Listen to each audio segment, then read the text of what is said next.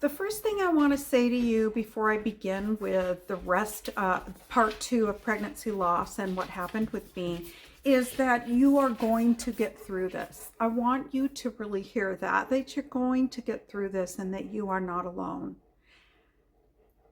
There are a lot of support systems out there, different support groups. If that's something you're interested in, a lot of people are not. But I'm here. You can send me any information or any comment that you would like, and I will listen to you. Every pregnancy is a beautiful story. Every baby is significant.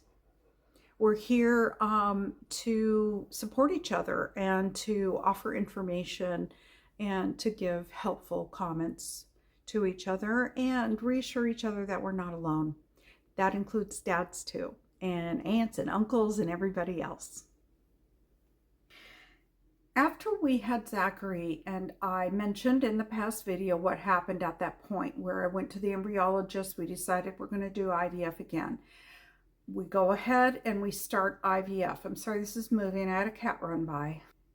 I went to the same high performing, high success rate reproductive endocrinologist that I had gone to for the first IVF with Zachary. He implanted 2 blastocyst embryos. The first one I did was day 3 embryos. So we implanted 2 of them. After they were implanted, you start with your labs, you do a lot of ultrasounds, and things quickly became shocking because not only did the 2 embryos implant and were immediately successful, but late into the implantation, I'll make sure I get it exactly right, it splits. The embryo splits after formation of the amniotic sac into what's called monoamniotic twins. At the time that I was pregnant with monoamniotic twins, it was just, sorry, you know, they're really probably not going to survive, or you're going to have them too early to live. The main reasons are cord entanglement, cord compression, and twin-to-twin transfusion syndrome. And I remember them talking to me a lot about twin-to-twin transfusion syndrome, and that seemed to be their biggest concern or the highest mortality. I'm not sure, but that really sticks in my head as something that they were very concerned about. I left the military hospital after I got this diagnosis, and there were 3 heartbeats and 3 babies growing. And I went up to Seattle for 2 more consultations, and I ended up with a provider up there who told me the pros and cons of continuing on, of saving 1, of trying to save 2. I already have a short cervix. Your chances of losing all 3 of them are very, very high. Time though went on, and by 13 weeks gestation, the amniotic twin girls had passed away. So now my biggest concern is making sure that they're not going to come out, because then the other one, the singleton on top, who's thriving, could come out with them, right? So it was all high risk. And this is the part that I really wish I would have done different. I stayed then for all of my prenatal care until delivery of my singleton boy at that hospital, that military hospital, and I just should not have. They were not equipped to have somebody who's going through all this. They were not very nurturing about it. It just was not a good experience. So, and maybe they had a bias. Maybe they were thinking, well, she did it to herself. She wanted to go do IVF again. So that happens. It happens to a lot of people for different reasons. These biases come out in, in some providers.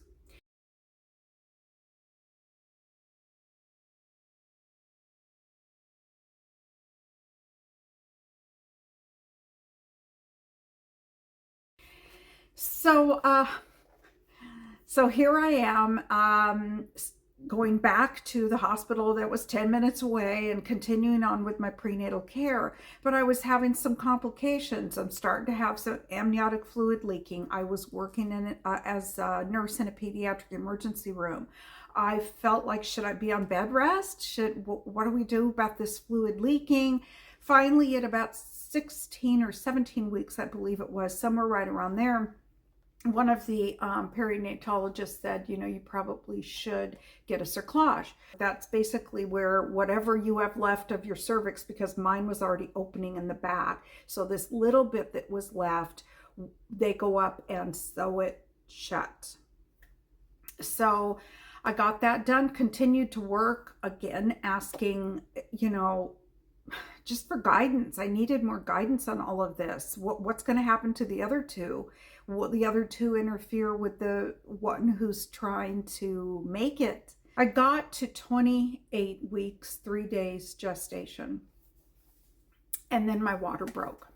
And I went into the labor and delivery floor, got back into an exam room, and again, it just felt like nothing was really a big deal to them. And for me, when we're checking in, and the notebook at the desk, and I had put 28 weeks of how far along I was and my name and what time I was signing in, and then I had to go take a seat while my water's coming out. And so I just took a seat, waited, and finally, like I said, I got back. But the question to me was, do you really mean 38 weeks gestation? No, 28 weeks gestation. I'm feeling as though there's some urgency here, but I wasn't really getting that. So finally, ultrasound occurs. Yes, we see the singleton baby. Baby looks pretty good heartbeat. I predict that this baby is 2 pounds 4 ounces. And here's some risks of what's going to happen and what we're going to do. We're going to admit you. We're going to start you on mag sulfate. Anybody else been on that to try to stop contractions? Put you on a monitor, and give you antibiotics and give you steroids, because the steroids are going to expedite the maturation of the lungs and brain of your baby. So I said, okay. But I had heard such awful things about mag sulfate. I was really scared. I was scared of everything at that point. I had just had a loss not even a year ago. Here I am again, same floor, same hospital, same everything. Am I going to lose this baby too? It was just unbelievable what was going on. So I got on the medication and I was on bed rest. That meant bedpan, don't get up, don't walk around. And then finally the doctor that knows me well came in, thank God for him, Dr. Misko. And he said, let's take your cerclage out. This is controversial, could go either way. Keeping it in could cause more of a problem or infection, but taking it out could cause more of a problem or an infection. I say, let's take it out. I said, okay, I trust you. All right. So he took the cerclage out, and then things rapidly began. I hung in there for about 24 hours. I felt terrible on the mag sulfate. I had blurred vision. There was no focusing. I felt so many heart palpitations that you just succumb to all this. You're in the dark. It's in the middle of the night and you're laying there not sure whether the baby's going to survive or not. 2-pound baby. I got heart palpitations. Am I going to die? Is the baby going to die? My husband was asleep, next to me. And, so I had great nurses, though. They were comforting and they were wonderful. And then for some reason, decelerations occurred and something was not looking good on the monitor out there. And Dr. Misko comes in and he does something called a biophysical ultrasound. This is all memory. I'm hoping I get it all correct. Mine came up as if the baby had already passed. I had no amniotic fluid left. There was no movement. I did have a heartbeat, but it wasn't good. So he said, we need to do an emergency C-section. So then we get ready for that. But the problem was, shortly before he had even come in, my sister, the one I talk about a lot in my other video too, she came and brought me lunch. and I ate a huge lunch with her, including this turtle brownie. So after all that food, he comes in, things don't look good on the monitor. He confirms that we need to have a C-section. And so I'm a nurse and I'm just thinking, oh no, now I'm gonna aspirate. Now I'm gonna aspirate. And so quickly it happened. It seemed like they put the epidural in, and as soon as I laid back, I felt the sensation, you know, of the incision. And this C-section was done in I'm sorry, I got to get it right. I'll look it up and put up what it is here, but it was a horizontal incision until they got to my uterus, and then it was vertical. So there was Dr. Misko over here on this side, and then there were a couple other doctors in there, residents and so forth. He comes out, they pull him out, and also I couldn't do vaginal because it was emergent, but he also was turned, so his feet were down first. They get him out, he starts crying right away, and over here to my left I see that there is there's, you know, a little bed for him. The NICU team was there, and they hand him off to the NICU team. My husband really barely made it in the room. I mean, he was still trying to hurry up and get changed into scrubs and that sort of thing. And okay, we've got him whisked off to the NICU. I got discharged pretty immediately, not even, I don't know, maybe 12 or 13 hours later. Morning shift came on at 7 a.m., came in, unhooked my PCA pump, and said I was being discharged to go home.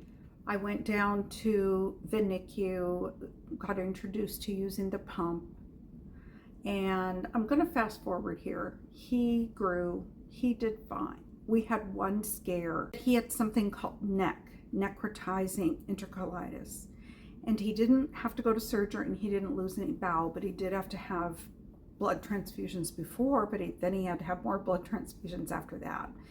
And so his bowel got infected, and he got very ill, but not for long. A few days, for 2 days I couldn't hold him, and he looked pretty bad, but then he continued to progress. He was 2 pounds 10 ounces at birth, and then he got down to 2 pounds 4 ounces. And all I was praying for at that point is I hope he doesn't go down to below 2 pounds. RSV started to take hold in the NICU, so I was really worried about that. It was the open bay concept, and so it wasn't individual rooms. It was everybody all the babies in an isolette, and everybody all around. No HIPAA, no confidentiality. Everybody was there with everybody in one huge room. So you knew when that baby had to have heart disease, and when that one died, and when that one over there has RSV now and is doing really poorly.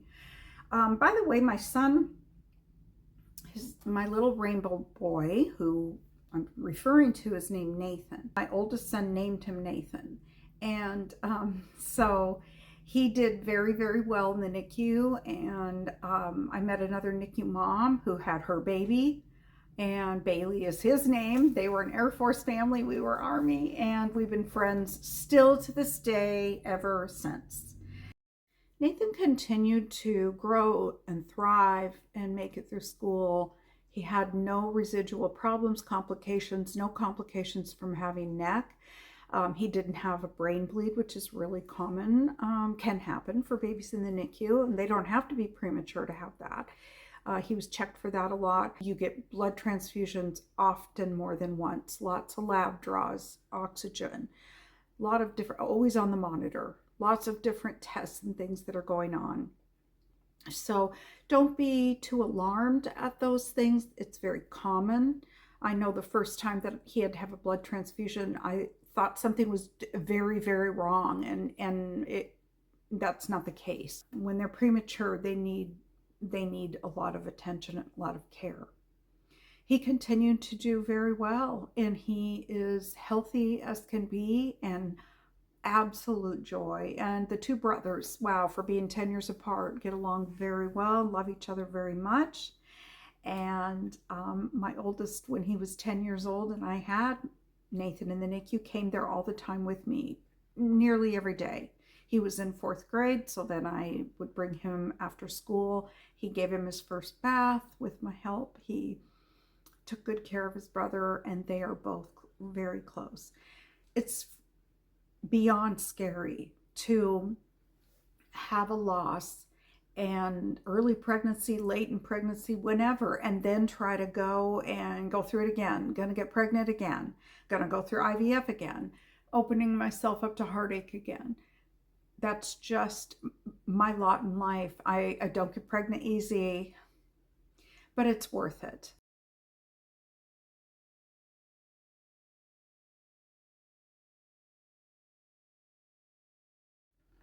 How do you continue to remember the child that passed away or the pregnancy that did not continue on? How do you continue to honor that while you're having joy and excitement for the next pregnancy or the child that did survive? The rainbow baby, if you want to call it that. It's okay to do both. You can feel any way you want to feel. That's really the bottom line.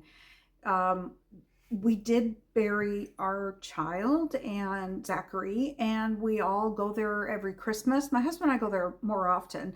To this day, we still go there. I used to think that Babyland, a place that I was uncomfortable, but I don't feel like that anymore. It's a park. It's a beautiful park. It's a place to still celebrate somebody, have private thoughts, conversations, and prayers. And if that's all you have left are memories and perhaps maybe some ashes, maybe ultrasound pictures, whatever you have, you still can honor that. Don't tuck it away and just forget about it. That was part of your life. Whatever feels good to you to honor that person, that child, that pregnancy is completely okay.